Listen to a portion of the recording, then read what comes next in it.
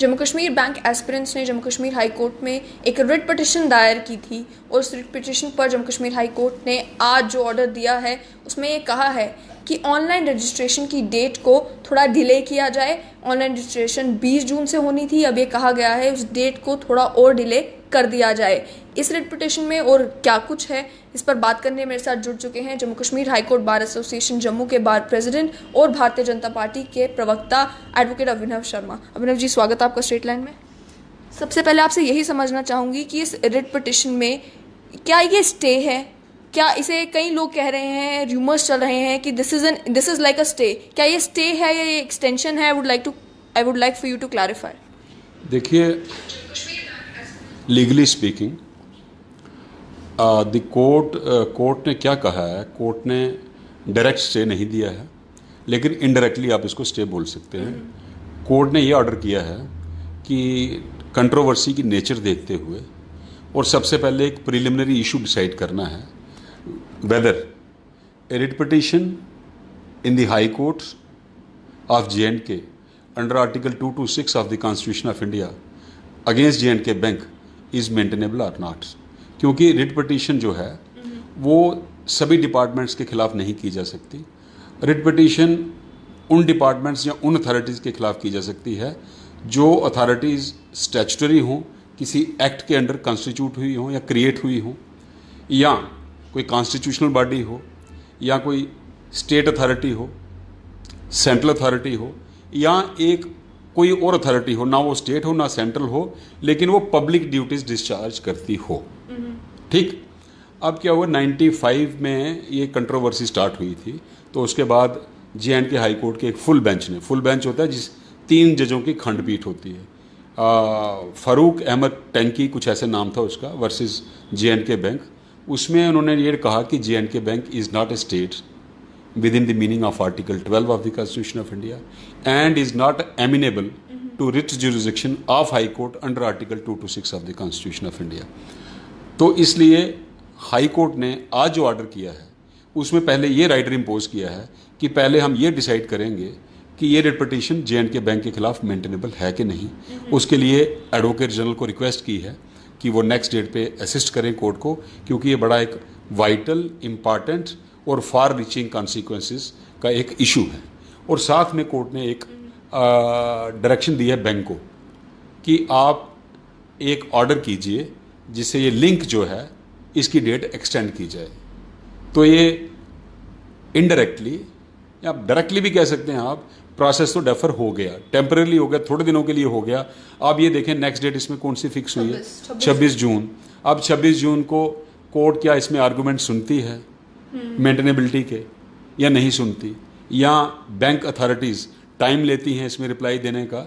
तो कई प्रोसीजरल रैंगल्स होते हैं, ये आगे भी जा सकता है, लेकिन ये प्रोसेस जो है डेफर हो चुका है। लेकिन शुरुआत में आपसे समझना चाहूँगी कि जो प्रीलिमिनरी ऑब्जेक्शन भी उठाया गया है वो यही है कि पहले ये बताना पड़ेगा कि जम्मू कश्मीर बैंक स्टेट है या नहीं है। आपको नहीं लगता कि इसी के आर्गूमेंट्स में मामला बहुत लंबा खिंच जाएगा और इस ऐसे में जो पिटिशनर्स हैं उनका जो पर्पस है कि जो हमारी रिक्रूटमेंट क्वाश की गई है, हमारी रिक्रूटमेंट के रिजल्ट निकाले जाएं या उन्हें कोई बेनिफिट मिले, उनके लिए मामला बहुत लंबा खिंच जाएगा। देखिए, कोर्ट में जब भी कोई मैटर जाता है टाइम तो उसमें लगता है, और ये एक बड़ा इंपॉर्टेंट मैटर है।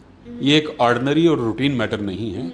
ये मैटर है जिसमें एस्पिरेंट्स का एक व्यू है, बैंक अथॉरिटीज़ का दूसरा व्यू है, और कॉम्पिटेंट अथॉरिटी जिन्होंने डिसीजन लिया उनका एक व्यू है। अब ये है कि ये जो इशू है, जो प्रिलिमिनरी इशू है मेंटेनेबिलिटी का, इसमें मुझे नहीं लगता इतना टाइम लगेगा, क्योंकि ये एक लीगल इशू है। लीगल इशू में आर्गूमेंट्स होते हैं, ये एक दिन में डिसाइड हो सकता है। तो जो देखिए, मैंने ऑर्डर पढ़ लिया आज, रिट तो मैंने पढ़ी नहीं, ऑर्डर पढ़ लिया। ऑर्डर पढ़ते ही मुझे पता चल गया कि ये रिट क्यों फाइल हुई है। हुआ ये, जब हाई कोर्ट की पहले जजमेंट आई थी जिसमें उन्होंने कहा था J&K बैंक के खिलाफ रिट पिटिशन मेंटेनेबल नहीं है, उसके बाद कुछ डेवलपमेंट्स हुई। कुछ डेवलपमेंट्स ये हुई कि राइट टू इन्फॉर्मेशन एक्ट के अंडर बैंक ने अपने आप को खुद लाया। तो राइट टू इन्फॉर्मेशन एक्ट के अंडर पब्लिक अथॉरिटी एक होती है, तो जो पब्लिक अथॉरिटी की डेफिनेशन में फॉल करे उसको RTA एक्ट के अंडर इन्फॉर्मेशन देनी पड़ती है। वो बैंक ने खुद डिसीजन लिया। एक ये सर्कमस्टांस प्लीड किया है पिटिशनर्स ने अपनी रिट में। दूसरा उन्होंने कहा है जी जब वो पहली जजमेंट आई थी तब 38% शेयर था शायद स्टेट का फाइनेंशियल शेयर J&K बैंक में, शेयर कैपिटल।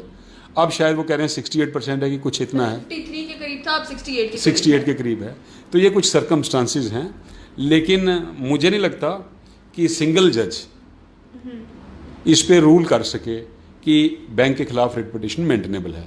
या तो ये मैटर दोबारा फुल बेंच में जाएगा, क्योंकि पहले फुल बेंच की जजमेंट है 3 जजेस की, उसको रिव्यू 3 ही जज कर सकते हैं, तो इसमें टाइम तो लगेगा, क्योंकि 3 जजों की खंडपीठ नॉर्मली हाई कोर्ट में इतनी जल्दी नहीं बनती।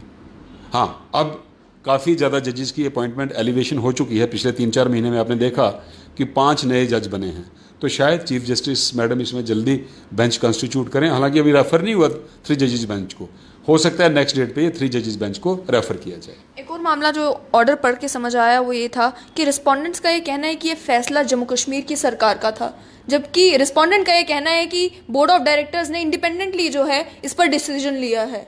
तो क्या ये भी एक पेज बन सकता है? ये देखने वाली बात है। देखिए, जो अगर यूटी एडमिनिस्ट्रेशन ने डिसीजन लिया है तो फिर ये पिटिशनर्स के हक में जाता है। क्यों?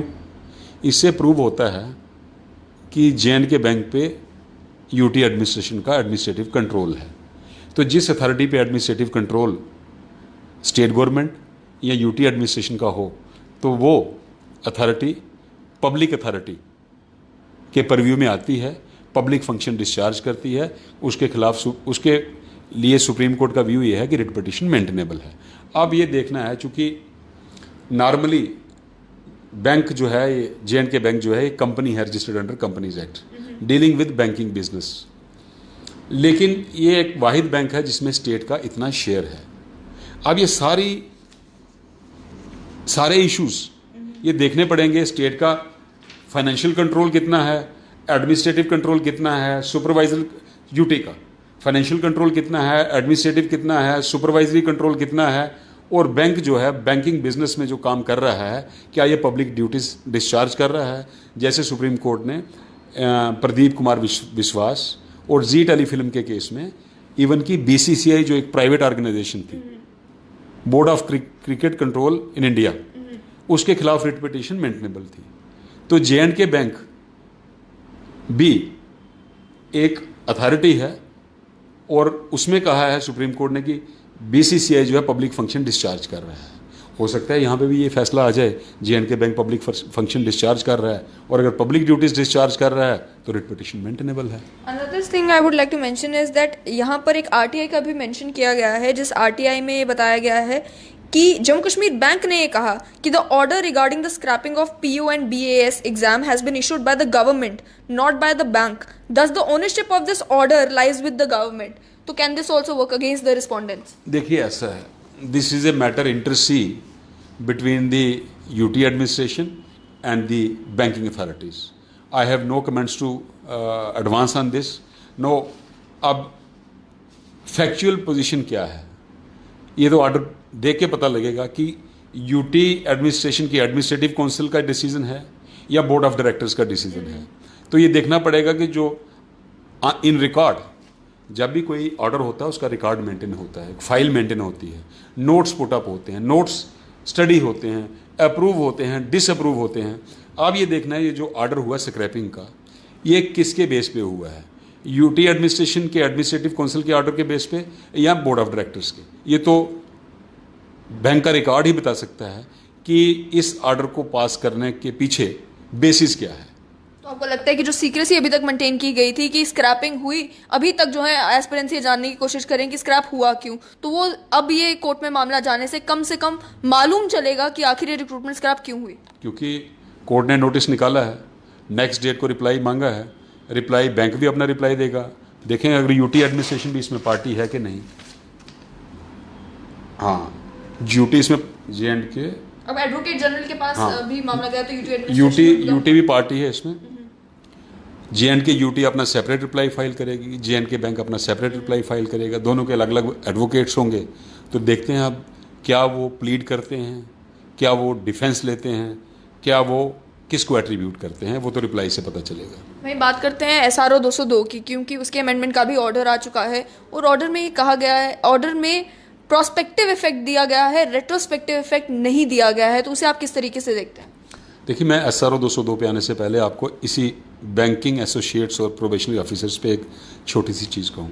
आपने पहले भी मेरे इंटरव्यू किए इस पे, मैंने आपको इसमें कहा था कि काफ़ी इसमें कॉम्प्लिकेसी है, काफ़ी इसमें इश्यूज हैं और अल्टीमेटली लिटिगेशन होगी। आज ये साबित हो गया जो मैंने कहा था कि इसमें लिटिगेशन होगी, और लिटिगेशन के चांसेस बहुत ज़्यादा थे। ये देखिए, ये ऐसा एक इशू है, अगर गवर्नमेंट इसको यूटी एडमिनिस्ट्रेशन या J&K बैंक इसको स्क्रैप नहीं करता तब भी लिटिगेशन होनी थी। स्क्रैप हुआ तब भी लिटिगेशन हुई। अगर स्क्रैप नहीं करता लिटिगेशन क्यों होनी थी, मैं बताता हूँ आपको। देखिए, पीओस की एप्लीकेशंस इनवाइट की गई स्टेट वाइज, राइट, उसमें डिस्ट्रिक्ट वाइज नहीं लिखा था। एग्जाम हो गया प्रिलिमिनरी, लेकिन रिजल्ट निकाला डिस्ट्रिक्ट वाइज, राइट। शोर मचा, ह्यू एंड क्राई हुआ।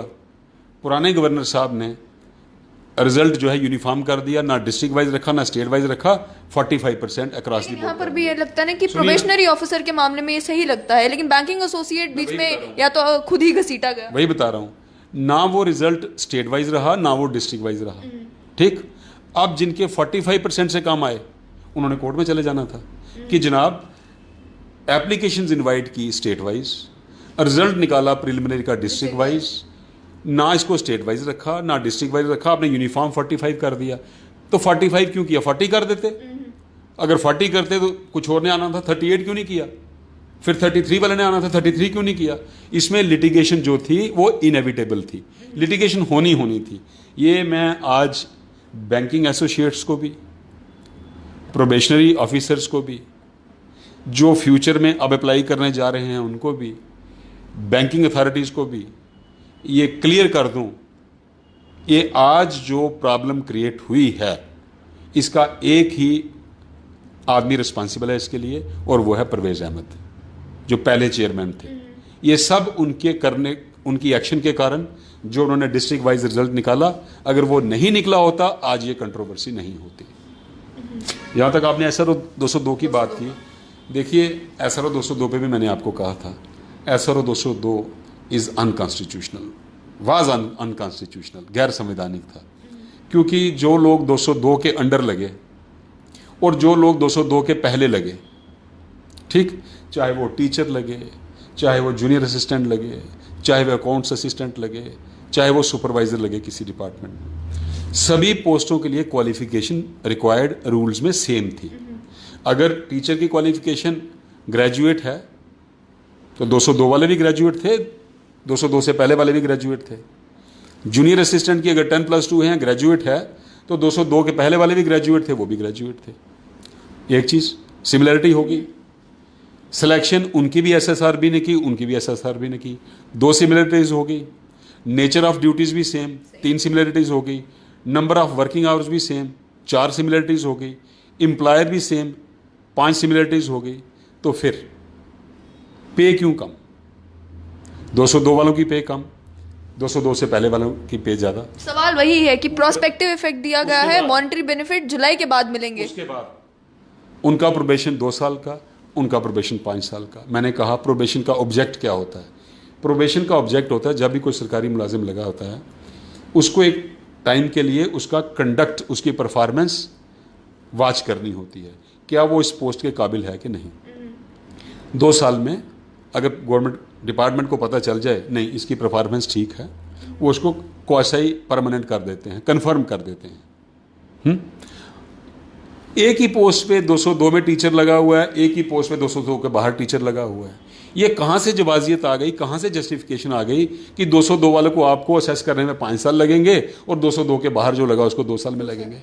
ये टोटली गैर संवैधानिक था, अनकॉन्स्टिट्यूशनल था। मैंने आपको शुरू से कहा, कम से कम 4 इंटरव्यूज़ में, आज ये ख़त्म हुआ, लेकिन विद सर्टन मॉडिफिकेशंस। हाँ देखिए, मैंने आपको पहले भी कहा था जब ये SRO बना था, इसके पीछे ऑब्जेक्ट था फाइनेंस की कमी थी, अनएम्प्लॉयमेंट ज़्यादा थी। सरकार ने उस टाइम ज़्यादा लोगों को अकोमोडेट करने के लिए ये रूल्स बनाए कि हम जो सैलरी एक रेगुलर टीचर को देते हैं, उसी सैलरी में हम 3 या 4 टीचर क्यों नहीं लगा दें? ठीक, ये एक स्पेशल रिक्रूटमेंट ड्राइव थी, ये टाइम स्पेसिफिक थी, ये एक पर्टिकुलर ड्राइव होनी चाहिए थी। उस ड्राइव के बाद ये रूल्स अप्लाई नहीं होने चाहिए थे, लेकिन बदकिस्मती से किसी ने इशू रेज नहीं किया।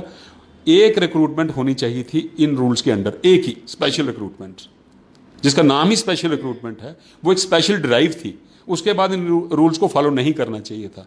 जो उसके बाद फॉलो हुए हैं वो गैरकानूनी हुए हैं। अब फॉलो हो चुके हैं, लोगों ने अप्लाई कर लिया है, लोग सेलेक्ट हो गए इन रूल्स में, सर्विस भी एक्सेप्ट कर ली। अब देखिए ना, अगर आपको पता है कि मैं फॉर्म भर रही हूँ, मैं 202 में फॉर्म भर रही हूँ, मुझे इतनी तनख्वाह लगेगी, फिर कल जाके आप कोर्ट में ये नहीं कह सकते मुझे पता नहीं था। ठीक, या तो आपको उस टाइम कोर्ट में चैलेंज करना चाहिए था कि ये एक स्पेशल रिक्रूटमेंट ड्राइव थी, ये एक रिक्रूटमेंट होनी चाहिए थी इनके अंदर, उसके बाद नहीं। लेकिन लोगों ने अप्लाई किया, लेकिन देर आए दुरुस्त आए। कितना आए ये प्रैक्टिकली आप पता लगा, लेकिन इसमें 90% जो मैं समझता हूँ लोगों के साथ इंसाफ हुआ है। देखिए, सरकार ने बड़ा कुछ देखना होता है, हालांकि जब हम मांगने जाते हैं तो सब कुछ नहीं मिलता, कुछ ना कुछ रह जाता है। लेकिन हाँ, इंसान ये याद रखता है क्या नहीं मिला, ये भूल जाता है कि क्या मिला। कल उनके पास कुछ नहीं था, आज कुछ ना कुछ मिला। ठीक है, ये उनका अपना एक इशू है, मैं आपको लीगैलिटी की बात कर रहा हूँ। जो भी सरकार ने ऑर्डर किया, ये सबसे बड़ी जीत है बच्चों की कि 5 साल से 2 साल प्रोबेशन कर दिया। मतलब ये अब आपको जो मिनिमम पे स्केल था वो 2 साल तक ही रहा, उसके बाद आपको रेगुलर पे स्केल मिलेगा, लेकिन वो नोशनल है, आपको एरियर्स नहीं मिलेंगे। सब्सटेंटिव ग्रेड आपको 1 जुलाई के बाद मिलेगा। ठीक है, तो मैं कहता हूँ 90% उनकी जीत है।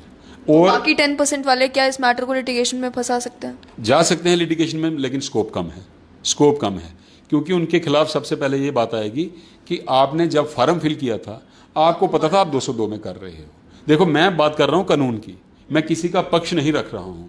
आज अगर किसी को मेरी बात बुरी लगती है कि मैं ये कह रहा हूँ कि 90% मिल गया, लेकिन कल को कोर्ट में यही फैसला होगा, तो फिर उनको याद आएगा जो अभिनव शर्मा ने कहा वो ठीक था। अब ये सबसे बड़ी जीत उनके लिए है जिन्होंने अब इन फ्यूचर अप्लाई करना है, उनके लिए रास्ते खुल गए हैं। तो ये all said and done, virtually it's a victory of youth, media and all those who stood behind the youth of JNK jointly with media persons. इसमें एक शिक भी ऐड की गई है सर, अमेंडमेंट में ये कहा गया है कि जिन लोगों को भी बेनिफिट्स लेने हैं उन्हें पहले एक अंडरटेकिंग साइन करनी होगी कि अब जो SRO 202 है, अमेंडेड SRO 202 है, उससे उन्हें किसी भी तरह की कोई प्रॉब्लम नहीं है। उन्होंने एक्सेप्ट कर लिया है कि उन्हें जो है नोशनल बेनिफिट्स मिलेंगे, मॉनेटरी बेनिफिट्स जो हैं जुलाई के बाद मिलेंगे। तो इस क्लॉज को आप किस तरीके से देखते हैं? क्योंकि इसी तरीके के क्लॉज जो हैं अक्सर SROs में भी ऐड किए जाते थे ताकि बाद में गवर्नमेंट पर बात ना आए कि हमने बताया नहीं। देखिए, ये कोई भी गवर्नमेंट होती है उसका अपने काम करने का तरीका होता है। अब गवर्नमेंट ने ये ऑर्डर पास किया, गवर्नमेंट नहीं चाहती कि हम लिटिगेशन में जाएं, लेकिन अंडरटेकिंग 2 तरह की होती है। एक फैक्ट्स पे अंडरटेकिंग होती है, एक अंडरटेकिंग अंडर लॉ होती है। अगर तो फैक्ट्स पे अंडरटेकिंग हो तो वो बाइंडिंग होती है। अगर किसी लीगल इशू पे अंडरटेकिंग आप दे दो तो वो अंडरटेकिंग अगर लॉ के खिलाफ जाती है तो उस अंडरटेकिंग की कोई वैल्यू नहीं होती। तो इस अंडरटेकिंग को किस तरीके से पता नहीं अंडरटेकिंग किस चीज़ की मांग रहे हैं, वो देखने को, अंडरटेकिंग का फॉर्मेट क्या है वो देख के पता लगेगा। ठीक है अभिनव जी, दूसरी बात, जो लेटेस्ट रूल्स आए हैं, रिक्रूटमेंट रूल्स आए हैं, उसमें भी ये कहा गया है कि प्रोबेशन पीरियड तो 2 साल होगा उन लोगों के लिए जिन्हें रिक्रूट किया जाएगा। उस प्रोबेशन पीरियड को भी 2 साल एक्सटेंड किया जा सकता है। अगर सरकार को लगता है कि ये जो शख्स प्रोबेशनर है उसने अभी तक क्वालिफिकेशंस एक्वायर नहीं की है या एग्ज़ाम जो है अभी तक पास नहीं किया है, तो उसे भी 2 साल एक्सटेंड किया जा सकता है। तो इसे किस तरह से देखते हैं? देखिए, हमारी स्टेट में पहले ही बने हैं, कौन से? JNK civil servants classification control and appeal rules 1950। Probation का प्रोविज़न उधर भी है, उधर भी लिखा है कि प्रोबेशन पीरियड 2 साल का है और ये एक्सटेंड भी किया जा सकता है। ये एम्प्लॉयर की मर्जी होती है। सपोज 2 साल का प्रोबेशन पीरियड है, कुछ लोग होते हैं उनकी परफॉर्मेंस से पता चल जाता है कि इनकी परफॉर्मेंस ठीक नहीं है, उनको कंफर्म नहीं किया जाता, वो डिस्चार्ज कर देते हैं उनको वहीं पे। कुछ होते हैं उनकी परफॉर्मेंस बड़ी एक्सीलेंट होती है, उनको 2 साल के बाद कंफर्म किया जाता है। कुछ होते हैं जिनकी परफॉर्मेंस असेस करने के बाद अथॉरिटी ये डिसाइड नहीं कर सकती कि ये इंप्रूव कर सकता है कि नहीं, उनके केसेस में प्रोबेशन पीरियड एक्सटेंड भी हो सकता है। ये जो एक्सटेंशन है इसको आप नेगेटिवली मत लो। एक्सटेंशन नॉर्मली उनके लिए है जो ग्रे एरियाज में होते हैं, जिनकी परफॉर्मेंस 50-50 होती है, और ये उनको बेनिफिट देने के लिए एक्सटेंड किया जा सकता है। अगर एक्सटेंड का प्रोविजन ना रखें तो फिर उनको अंडर कंपल्शन 2 साल के बाद डिस्चार्ज करना पड़ता है सर्विस से। लेकिन ये प्रोबेशन का जो क्लॉज है ये क्लास 4 रिक्रूटमेंट में भी रखना, इसे आप किस तरीके से सही समझते हैं? देखिए, प्रोबेशन का तो हर जगह है, चाहे क्लास 4 हो, लेवल 4 हो या लेवल 1 हो। क्योंकि अगर आप किसी को आपने पीएन लगाया या ऑर्डरली लगाया, राइट, उसने क्या करना है? पीएन और ऑर्डरली का काम है फाइल एक टेबल से दूसरे टेबल पे, या किसी ऑफिसर को, मैं एक बात बताऊं आपको, लॉ में ऑफिसर कहीं नहीं लिखा गया है। लॉ में पीएन से लेके चीफ सेक्रेटरी तक पब्लिक सर्वेंट्स होते हैं। पब्लिक हो गई जनता, सर्वेंट होगी नौकर, मतलब ये जनता के नौकर होते हैं। और जनता की नौकरी करने के लिए सरकार इनको लाखों रुपया तनख्वाह देती है, लाखों रुपया। जो कमिश्नर सेक्रेटरीज होते हैं इनकी 2-2 लाख रुपया पे सैलरी होती है। फिर इनको सरकारी बंगले मिलते हैं, सरकारी गाड़ियाँ मिलती हैं, सरकारी ड्राइवर मिलते हैं, उसके बाद 200-250 लीटर पेट्रोल फ्री होता है, फिर और बड़े अलाउंसेस होते हैं। ये किस लिए मिलते हैं? मैं नहीं ये कहता कि ये डिज़र्व नहीं करते। जो ऑनेस्ट हैं, जो डेडिकेशन के साथ काम करते हैं, उनका ये राइट है। लेकिन किस लिए मिलते हैं? जनता की नौकरी करने के लिए, ठीक। और ये पब्लिक सर्वेंट्स होते हैं, और पब्लिक सर्वेंट मैंने आपको कहा पीएन से लेकर चीफ सेक्रेटरी तक होता है, राइट। प्रधानमंत्री ने खुद कहा मैं जनता का सेवक हूँ, तो बिल्कुल ठीक कहा। लोग इसको बेशक अदरवाइज लें। अब अगर आपने गेस्टेड ऑफिसर को प्रोबेशन पे रखना है तो इसलिए रखना है कि उसकी परफॉर्मेंस देखनी है कि एक बड़ी पोस्ट पे है तो काम करने के काबिल भी है कि नहीं। पीएन की भी परफॉर्मेंस देखनी। पीएन की क्यों नहीं देखनी? मैं ये कह रहा हूँ, चाहे उसने फाइल उठानी है, चाहे उसने पानी पिलाना है, चाहे चाय का कप पकड़ना है, लेकिन अगर उसका कंडक्ट ऐसा है, कल को किसी ऑफिसर को गाली निकाल दे, किसी को मारना शुरू कर दे, तो वो ऐसे एम्प्लॉइज को सर्विस में नहीं रखना होता, वो मिसकंडक्ट होता है। तो इसलिए प्रोबेशन जो है हर एक लेवल की पोस्ट के लिए ज़रूरी है। बहुत बहुत शुक्रिया अभिनव जी। तो आपने साफ तौर पर सुना कि जम्मू कश्मीर हाई कोर्ट का जो ऑर्डर आया है जम्मू कश्मीर बैंक की रिक्रूटमेंट के मामले पर, उस मामले में भी इनका साफ तौर पर कहना है कि अब जब 26 जून को हियरिंग होगी तो मालूम चलेगा कि ये मामला और कितना लंबा चलेगा। साथ ही में SRO 202 के अमेंडमेंट को इन्होंने कहा कि एक विक्ट्री है यूथ के लिए। तो फिलहाल इस मुलाकात से भी मुझे दीजिए इजाज़त। देखते रहें स्ट्रेट लाइन न्यूज़।